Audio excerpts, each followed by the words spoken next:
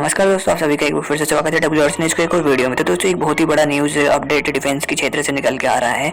तो दोस्तों हुआ क्या है, इंडियन नेवी को बहुत ही सालों से जिसका इंतजार था वो घड़ी आ गई है। दरअसल ऐसा हुआ क्यों है, दरअसल इंडियन नेवी और इंडियन गवर्नमेंट मिलकर एक बहुत ही बड़े प्रोजेक्ट पे 2013 से काम कर रहे थे और उसको लेके एक बहुत ही बड़ा अपडेट निकल के सामने आया है, जिसको लेकर इंडियन नेवी भी बहुत ज़्यादा उत्साहित है क्योंकि इसके पूरे हो जाने के बाद इंडियन नेवी की जो क्षमता है वो बहुत ज़्यादा इंडियन ओशन में बढ़ जाएगी।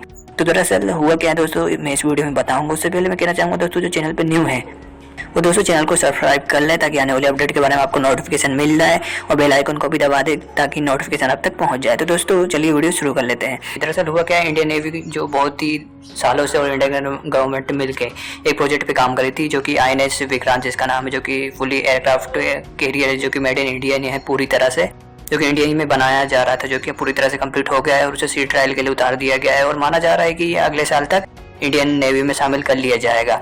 और इसी के साथ ही दोस्तों आपको बता दें कि इतना खतरनाक है कि इसमें MiG-29 से लेकर सुखोई 30 तक भी तैनात कर सकती है इंडियन नेवी, जो कि एक तरह से समुद्र में चलता फिरता एयरक्राफ्ट, एयरफील्ड भी या फिर एयरपोर्ट भी कह सकते हैं आप, क्योंकि ये पूरी तरह से अपनी साथ सबमरीन, पनडुब्बी, फिर से ब्रह्मोस मिसाइल और बहुत से मिसाइलें और इसी के साथ हम डिस्ट्रॉयर भी लेके चलती है। तो एक तरह से कहते पूरी एक देश की सेना के बराबर पूरा साजो सामान हथियार लेके ये चलेगी समुद्र में।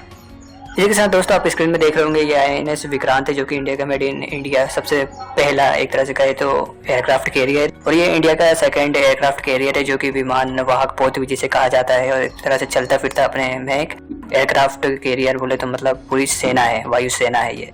और इसी के साथ इंडियन नेवी का भी ट्वीट सामने आया है जिसमें कहा गया है कि ये दिन इंडियन नेवी के लिए और इंडिया के लिए बहुत बड़ा दिन है और ये ऐतिहासिक तौर पे बहुत ही महत्वपूर्ण दिन माना गया है इंडियन नेवी द्वारा आज को, जब INS विक्रांत को जो ओशियन है, जो सी है, उसके लिए ट्रायल शुरू कर दिया गया है। इसके साथ इंडियन नेवी ने ये भी बताया है कि इंडिया आज के दिन से उन देशों में शुमार हो गया है जिन देशों के पास अपनी खुद की एयरक्राफ्ट कैरियर बनाने की तकनीक है, और इसी के साथ ये बहुत ही बड़ी बात है कि हम उन देशों में शामिल हो गए हैं जिनमें कि एयरक्राफ्ट बनाने की खुद में पूर्ण तकनीक विकसित करने की क्षमता है।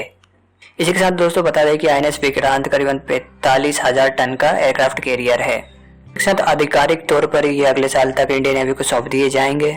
तब तक के लिए दोस्तों इंडियन नेवी अलग अलग तरह के अलग अलग कंडीशन में इंडियन नेवी इसका टेस्ट करती रहेगी, जिसके कारण इसकी जो क्षमता है उसको और निखारा जा सके, इसके बारे में पता चल सके कि वाकई में ये बिल्कुल महत्वपूर्ण जो कंडीशन होती है उसमें ढल सकता है कि नहीं।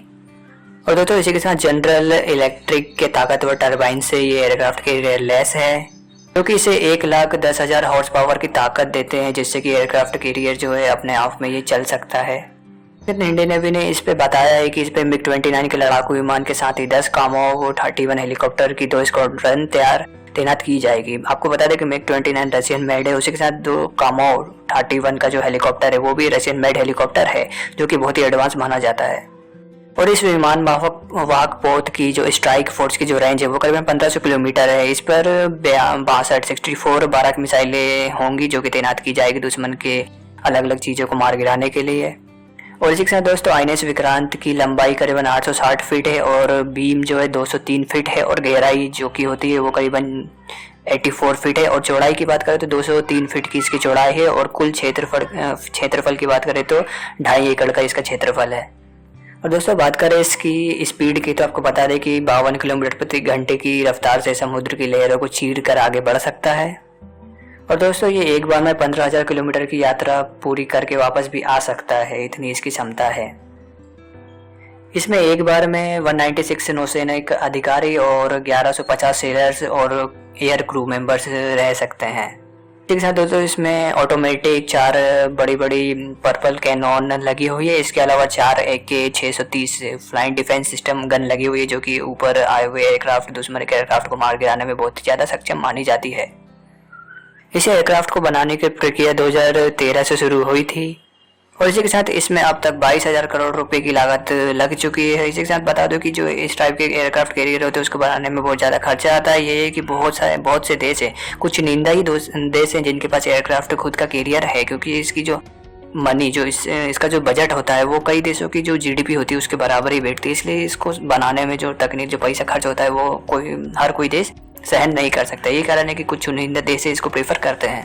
इसके साथ आपको बता दें कि अभी इंडिया के पास एक ही जो चलने वाला जो एयरक्राफ्ट है जो अभी वर्किंग में है वो INS विक्रमादित्य, जो कि अभी भी इंडियन ओशियन में गश्ती कर रहा है और दुश्मन को मुंहतोड़ जवाब दे रहा है। यहाँ दोस्तों आपको बता दें कि INS विक्रांत के आने जाने से इंडियन नेवी की ताकत बहुत ज़्यादा मजबूत होने वाली है इंडियन ओशन में, क्योंकि चीन की बढ़ती हुई चाल को देखते हुए ये कदम बहुत ही महत्वपूर्ण हो जाता है।